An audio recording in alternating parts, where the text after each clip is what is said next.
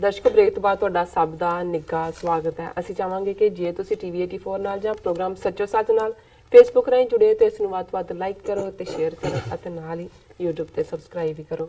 ਇਹ ਵੀ ਅਸੀਂ ਆਪਣੇ ਦਰਸ਼ਕਾਂ ਨੂੰ ਦੱਸਦੇ ਕਿ ਤੁਸੀਂ ਟੀਵੀ 84 ਦੀ ਐਪ ਨੂੰ ਐਂਡਰੋਇਡ ਐਂਡ ਐਪ ਸਟੋਰ ਤੇ ਡਾਊਨਲੋਡ ਕਰਕੇ ਟੀਵੀ 84 ਦੀ ਲਾਈਵ ਸਟ੍ਰੀਮ ਨੂੰ 24 ਆਵਰਸ ਦੇਖ ਸਕਦੇ ਹੋ। Thank you so much. So keep watching TV 84। ਪਹਿਲੇ ਸੈਗਮੈਂਟ ਵਿੱਚ ਜਿਸ ਤਰ੍ਹਾਂ ਕਿ ਰਾਜ ਸਾਹਿਬ ਨੇ ਜੋ ਭਾਰਤ ਦੀ ਚੋਣ ਨਤੀਜਿਆਂ ਉੱਪਰ ਆਪਣੇ ਵਿਚਾਰ ਦਿੱਤੇ, ਆਈ ਹੋਪ ਤੁਹਾਨੂੰ ਸਾਰਿਆਂ ਨੂੰ ਪਸੰਦ ਆਏ ਹੋਣਗੇ। ਹੁਣ ਆਪਾਂ ਅੱਗੇ ਵਧਦੇ ਹਾਂ ਇਹਨਾਂ ਹੀ ਇਸ਼ੂਜ਼ ਨੂੰ ਲੈ ਕੇ। ਜੀ ਰਾਜ ਸਾਹਿਬ ਕੀ ਕਹਿਣਾ ਚਾਹੋਗੇ?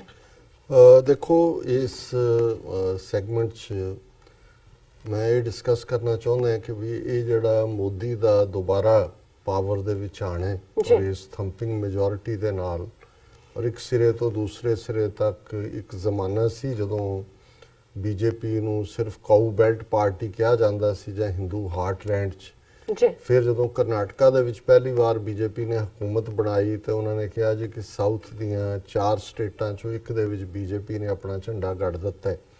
ਪਰ ਹੁਣ ਅਸੀਂ ਦੇਖਦੇ ਹਾਂ ਕਿ ਵੀ ਉਹਨਾਂ ਨੇ ਨਾਰਥ ਈਸਟ ਅਸਾਮ ਤੋਂ ਲੈ ਕੇ ਅਰੁਣਾਚਲ ਮਣੀਪੁਰ ਤੱਕ ਜੇ 7 ਸਟੇਟਾਂ ਨੇ ਆਲਮੋਸਟ 6 ਦੇ ਵਿੱਚ ਜਾਂ ਬੀਜੇਪੀ ਦੀ ਹਕੂਮਤ ਹੈ ਜਾਂ ਉਹ ਅਲਾਈਅੰਸ ਹੈ ਉਹਨਾਂ ਦੇ ਨਾਲ।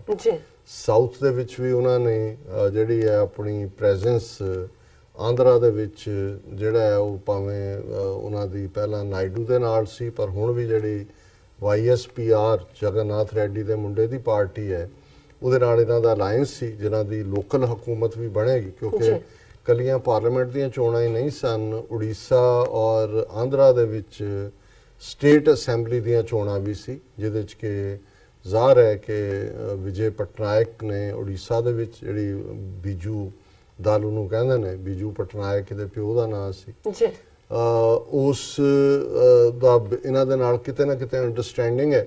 ਤੇ ਜਗਨਨਾਥ ਰੈਡੀ ਦੇ ਮੁੰਡੇ ਦੀ ਪਾਰਟੀ ਦੀ ਤਾਂ ਡਾਇਰੈਕਟ ਅੰਡਰਸਟੈਂਡਿੰਗ ਸੀ ਔਰ Telugu Desam party almost wipe out ਹੋਈ ਹੈ ਨਾਇਡੂ ਦੀ ਪਾਰਟੀ।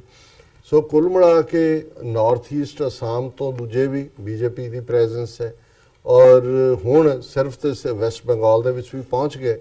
ਤਮਿਲਨਾਡੂ ਸਿੰਬੋਲਿਕ ਇਹਨਾਂ ਦੀ ਪ੍ਰੈਜ਼ੈਂਸ ਹੈ। ਕੇਰਲਾ 'ਚ ਵੀ ਸ਼ਾਇਦ ਇੱਕ ਅੱਧੀ ਸੀਟ ਤੇ ਲੀਡ ਕਰ ਰਹੇ ਸੀ, ਮੈਨੂੰ ਨਹੀਂ ਪਤਾ ਹੈ ਵੀ ਉਹਦਾ ਕੀ ਨਤੀਜਾ ਹੋਇਆ। ਸੋ ਕੁੱਲ ਮਿਲਾ ਕੇ ਹੁਣ ਬੀਜੇਪੀ ਇੱਕ ਆਲ ਇੰਡੀਆ ਪਾਰਟੀ ਦੇ ਤੌਰ ਤੇ ਹੀ ਨਹੀਂ ਸਗੋਂ ਉਹ ਜਿਹਦੇ ਸਾਹਮਣੇ ਕੋਈ ਵੀ ਆਪੋਜੀਸ਼ਨ ਐਗਜ਼ਿਸਟ ਹੀ ਨਹੀਂ ਕਰਦੀ ਕਿਉਂਕਿ ਕੋਈ ਆਪੋਜੀਸ਼ਨ ਦਾ ਨਾ ਕੋਈ ਸਸਟੇਨਡ ਫਰੰਟ ਬਣਿਆ ਔਰ ਨਾ ਹੀ ਕੋਈ ਉਹਨਾਂ ਨੇ ਪੋਲ ਵਿਕਟਰੀ ਦੇ ਵਿੱਚ ਕੀਤਾ।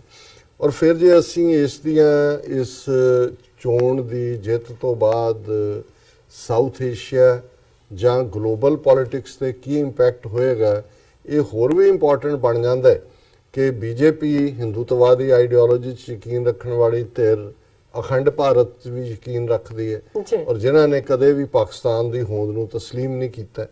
ਔਰ ਫਿਰ ਅਸੀਂ ਦੇਖਦੇ ਹਾਂ ਕਿ ਵੀ ਇਹ ਵਿਦਨ ਦਾ ਕੰਟਰੀ ਤਾਂ ਇਹਨਾਂ ਦਾ ਆਰਟੀਕਲ 370 ਖਤਮ ਕਰੋ, 35A ਜਿਹੜਾ ਕਸ਼ਮੀਰ ਨੂੰ ਸਪੈਸ਼ਲ ਸਟੇਟਸ ਦਿੰਦਾ ਹੈ, ਮੁਸਲਿਮ ਪਰਸਨਲ ਲਾਅ ਖਤਮ ਕਰੋ, ਇਹ ਸਾਰੇ ਉਹਨਾਂ ਦੇ ਇਲੈਕਸ਼ਨ ਮੈਨੀਫੈਸਟੋ ਦਾ ਹਿੱਸਾ ਹੁੰਦੇ ਨੇ ਬੜੀ ਦੇਰ ਤੋਂ।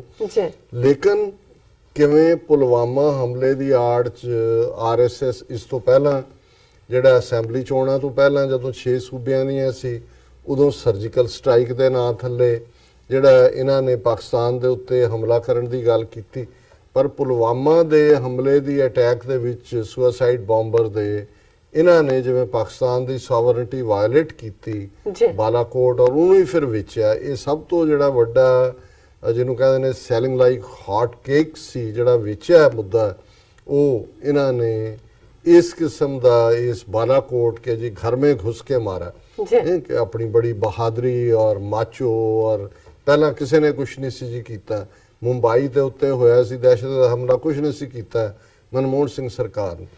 सो जाहिर है भी ये जदों तुसी इस किस्म का ये माचो और जिन्हों कहते हैं भी शेर की सवारी तुसी शेर ते चढ़ तो सकते हो, शेर तो उतर नहीं सकते फिर शेर ने खा जाना होंगे। इसलिए ਜਿਹੜੇ ਹੌਟ ਰੈਟਰਿਕ ਦੇ ਨਾਲ ਆਉਂਦੇ ਨੇ ਉਹਨਾਂ ਨੂੰ ਆਪਣਾ ਸਪੋਰਟ ਬੇਸ ਕਾਇਮ ਰੱਖਣ ਦੇ ਲਈ ਉਹ ਪਿਚ ਕਾਇਮ ਰੱਖਣੀ ਪੈਂਦੀ ਹੈ ਔਰ ਉਸੇ ਲਾਈਨ ਤੇ ਤੁਰਨਾ ਪੈਂਦਾ ਜੋ ਡੋਨਲਡ ਟਰੰਪ ਕਰ ਰਿਹਾ ਕਿਉਂਕਿ ਲੋਕਾਂ ਨੂੰ ਤੁਸੀਂ ਸਵਾਦ ਹੀ ਉਹਦਾ ਦਿੱਤਾ ਹੋਇਆ ਹੀ ਵੇਚਿਆ ਹੋਇਆ।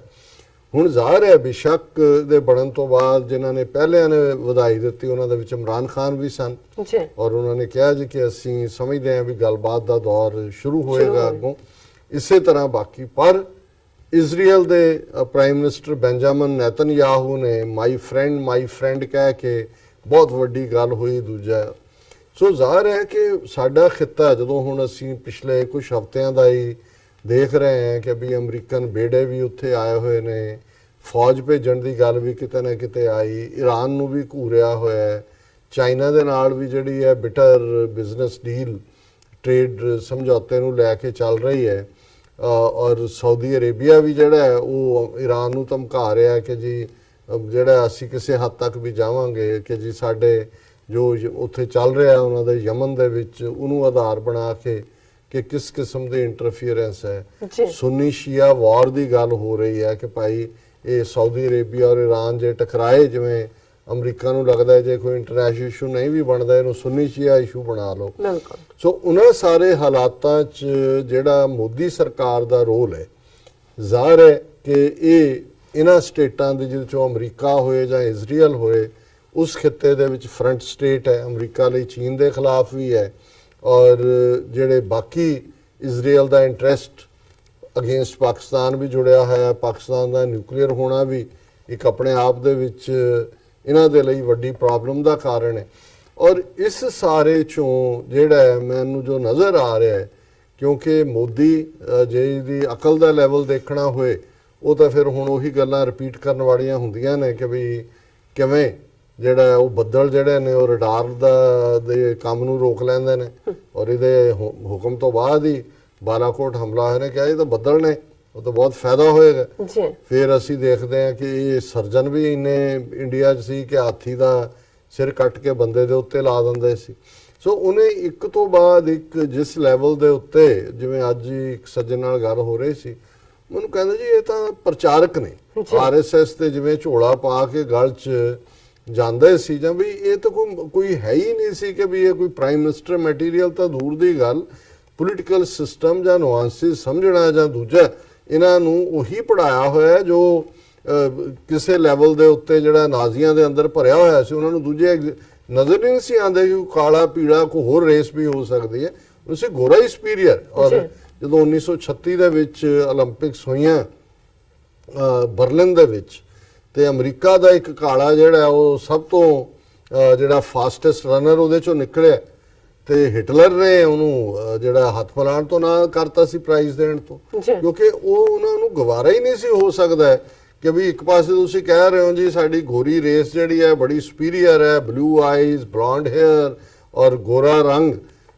ਲੇਕਿਨ ਜਿਹੜਾ ਦੁਨੀਆ ਦਾ ਸਭ ਤੋਂ ਤੇਜ਼ ਦੌੜਨ ਵਾਲਾ ਬੰਦਾ ਉਹ ਕਾਲਾ, ਇਹ ਹੋ ਹੀ ਨਹੀਂ ਸਕਦਾ ਕਿ ਵੀ ਕੋਈ ਕਾਲਾ ਦੌੜੇ। ਸੋ ਇਹੀ ਹਾਲ ਜਿਹੜਾ, ਔਰ ਉਹ ਜੈਨੂਇਨਲੀ ਬਿਲੀਵ ਕਰਨ ਲੱਗ ਜਾਂਦੇ ਨੇ ਜਿਹੜੇ ਵੀ ਇਸ ਕਿਸਮ ਦੇ ਜਿਹੜੇ ਰੇਸਿਜ਼ਮ ਜਾਂ ਜ਼ਾਤ-ਪਾਤੀ ਸਿਸਟਮ ਹੈ ਉਹ ਬਿਲੀਵ ਕਰਦੇ ਨੇ ਕਿ ਇਵੇਂ ਹੀ ਹੈ। ਸੋ ਇਹੀ ਹਾਲ ਇਹਨਾਂ ਦਾ ਹੈ। ਇਹਨਾਂ ਨੇ ਆਪਣੀਆਂ ਜਦੋਂ ਕਨਵਿਕਸ਼ਨਸ ਦੇ ਵਿੱਚ ਹਿੰਦੂ ਸੁਪੀਰੀਅਰਿਟੀ ਨੂੰ ਇਸ ਲੈਵਲ ਤੇ ਮੰਨ ਲਿਆ ਹੋਇਆ ਹੈ। ਭਾਰਤ ਦੇ 200 ਮਿਲੀਅਨ ਤੋਂ ਜ਼ਿਆਦਾ ਮੁਸਲਮਾਨ ਔਰ 30 ਮਿਲੀਅਨ ਸਿੱਖ ਔਰ 30 ਮਿਲੀਅਨ ਈਸਾਈ, ਉਹ ਸਾਰੇ ਟ੍ਰੇਟਰ ਮਿੱਥੇ ਹੋਏ ਨੇ। ਉਹਨਾਂ ਨੂੰ ਹੁਣ ਜਿਹੜਾ ਇਹਨਾਂ ਦਾ ਮੈਨੀਫੈਸਟੋ ਸੀ ਕਿ ਜੀ ਅਸੀਂ ਜਿਹੜਾ ਨੈਸ਼ਨਲ ਰਜਿਸਟ੍ਰੇਸ਼ਨ ਵਾਲਾ ਕਾਨਸੈਪਟ ਉਹਨੂੰ ਲਿਆਵਾਂਗੇ, ਇਹਦਾ ਮਤਲਬ ਇਹ ਹੈ ਕਿ ਕਿੰਨੇ ਕਰੋੜ ਮੁਸਲਮਾਨ ਜਿਹੜੇ ਨੇ ਉਹਨਾਂ ਨੂੰ ਡੀਫਰੈਂਚਾਈਜ਼ ਕਰਨਗੇ, ਕਿਸੇ ਨੂੰ ਬੰਗਲਾਦੇਸ਼ੀ ਘੁਸਪੈਠੀ ਕਹਿ ਕੇ, ਕਿਸੇ ਨੂੰ ਰੋਹਿੰਗਿਆ ਕਹਿ ਕੇ, ਕਿਸੇ ਨਾ ਕਿਸੇ ਪਾਸਿਓਂ। ਸੋ ਕੁੱਲ ਮਿਲਾ ਕੇ ਮੈਂ ਸਮਝਦਾ ਹਾਂ ਕਿ ਬੇਸ਼ੱਕ ਇਹ ਖੁਸ਼ਕਿਸਮਤੀ ਹੈ ਕਿ ਇਮਰਾਨ ਖਾਨ ਪਾਕਿਸਤਾਨ ਦੇ ਪ੍ਰੀਮੀਅਰ ਫਾਰਸਾਈਟਡ ਨੇ, ਉਹਨਾਂ ਨੇ ਆਪਣੀ ਸਿਆਣਪ ਦੇ ਨਾਲ ਹੀ ਇਸ ਸਿਚੁਏਸ਼ਨ 'ਚ ਜੰਗ ਅਵੋਇਡ ਕੀਤਾ।